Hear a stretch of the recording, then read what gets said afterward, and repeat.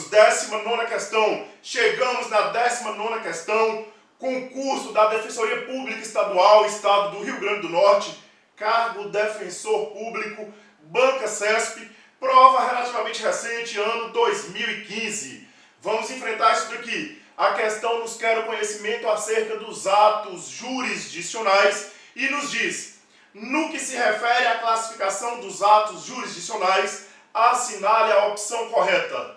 Vamos então analisar a assertiva A. Vamos lá. O ato processual pelo qual o juiz recebe a denúncia tem natureza jurídica de despacho de mero expediente. Meus amigos, é o seguinte. Antes de analisarmos aqui se o ato pelo qual o juiz recebe a denúncia é um despacho de mero expediente, vamos combinar o seguinte. Nós podemos classificar os atos jurisdicionais em 3 espécies. Quando eu falo em ato jurisdicional, podemos falar nos despachos de mero expediente, nas decisões interlocutórias e na sentença. Quando eu falo aqui em despacho de mero expediente, que é o que a questão quer saber, eu estou falando de um ato que não possui carga decisória. O despacho de mero expediente é um ato de mera movimentação do processo, sem carga decisória.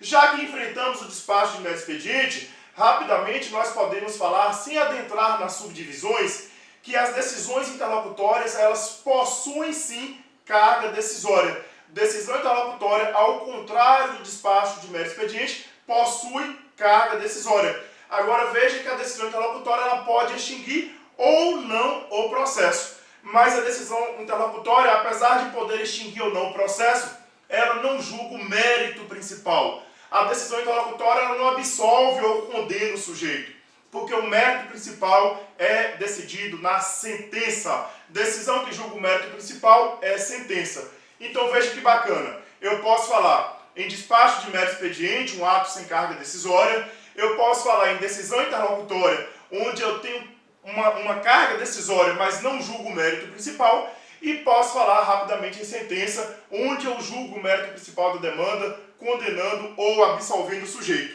E aí fica fácil a gente responder, porque veja, o ato processual pelo qual o juiz recebe a denúncia tem natureza jurídica de despacho de mero expediente. Não, galera. O ato processual pelo qual o juiz recebe a denúncia é uma decisão interlocutória simples. Agora veja que é uma decisão interlocutória simples porque não encerra o processo nem encerra uma fase do procedimento, mas possui carga decisória. Decisão interlocutória simples é a decisão que recebe a denúncia. A decisão que recebe a denúncia tem natureza jurídica de interlocutória simples.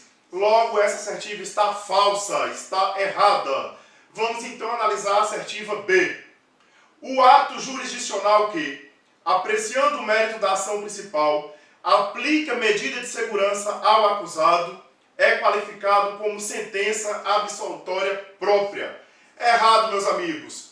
A decisão que absolve e aplica medida de segurança é uma sentença absolutória imprópria. Veja lá, a decisão que absolve ela pode ser uma absolutória própria ou imprópria. A sentença absolutória própria, ela não tem nenhuma consequência ao acusado, é a absolvição por excelência. Já a sentença absolutória imprópria, o acusado ele é absolvido, mas é aplicado medida de segurança, reconhecendo a inimputabilidade do acusado. Logo, essa questão aqui está falsa, porque ela diz que a decisão que aplica medida de segurança é sentença absolutória própria, o correto seria se fosse imprópria. Tranquilo? Então vamos para a nossa assertiva C. Sentença subjetivamente plurima é aquela que provém de um órgão colegiado homogêneo, como é o caso dos tribunais de segundo grau de jurisdição. Perfeito, meus amigos, perfeito. Subjetivamente plurima é a decisão que vem de um órgão colegiado homogêneo. Para a gente entender isso daqui, se liga no seguinte. Quanto à composição do órgão jurisdicional, as decisões elas podem ser subjetivamente simples, subjetivamente plurima ou subjetivamente complexa. Quando a decisão será subjetivamente simples? Quando proferida por um juiz singular, um juiz de primeiro grau. Então veja, decisão proferida por um juiz singular, ela é subjetivamente simples. E quando que ela será subjetivamente plurima? A própria questão nos diz, subjetivamente plurima quando o órgão colegiado for homogêneo, por exemplo, uma turma recursal, todos os juízes ali possuem a mesma natureza, é um órgão homogêneo. E subjetivamente complexo quando o órgão colegiado for heterogêneo, ou seja, eu tiver julgadores de diferentes naturezas, como por exemplo o Tribunal do Júri, onde eu tenho os jurados compostos por qualquer um do povo e o juiz presidente, que é um juiz de direito, o juiz togado. Então veja que quando a questão nos diz que sentença subjetivamente plurima é aquela que provém de um órgão colegiado homogêneo, perfeito. E o exemplo da questão, o caso dos tribunais de segundo grau de jurisdição, tranquilamente. Veja, os desembargadores em segundo grau, todos possuem a mesma natureza. Não são julgadores de naturezas diversas. Tranquilo? Então a questão correta é essa questão, letra C. Vamos lá então. A alternativa D nos diz: sentenças simples são as proferidas por um órgão monocrático ou singular, como no caso das sentenças proferidas pelo juiz presidente do Tribunal do Júri. Veja que a explicação anterior me resolve essa questão. E resolve dizendo que a primeira parte dela está correta. Veja, sentenças simples são as proferidas por um órgão monocrático ou singular. Perfeito. Como no caso das sentenças proferidas pelo juiz presidente do Tribunal do Júri. O Tribunal do Júri não é um órgão monocrático, por isso a questão está errada.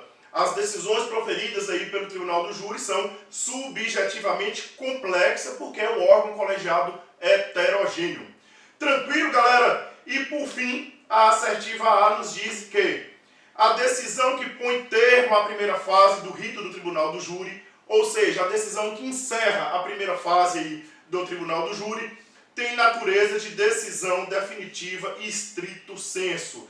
Galera, a decisão que termina a primeira fase do júri é a pronúncia que vai encerrar a primeira fase do judício accusationis. E a decisão de pronúncia, que é uma decisão que encerra uma das fases do Tribunal do Júri, é uma decisão interlocutória mista não terminativa.